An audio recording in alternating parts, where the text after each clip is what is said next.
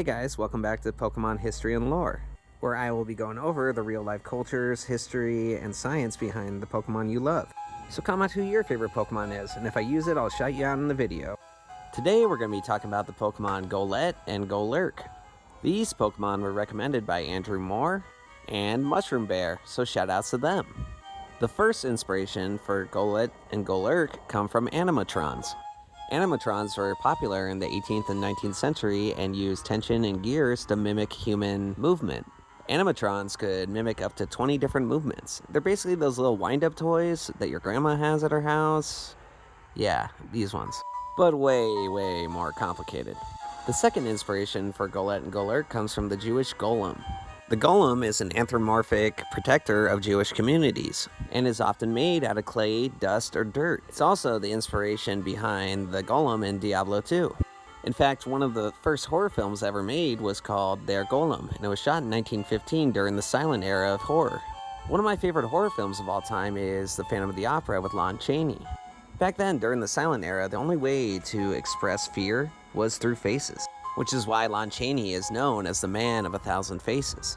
Oh, and by the way, if you ever find a copy of this film, make sure you keep it safe, because it's worth millions of dollars.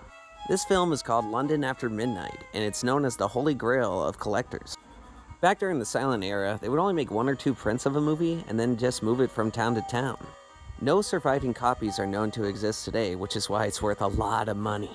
His son, Lon Chaney Jr., went on to star as the Wolfman during the golden age of horror films in the 1930s.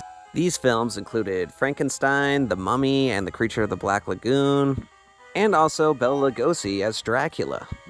A little bit of trivia about Bela Lugosi as Dracula.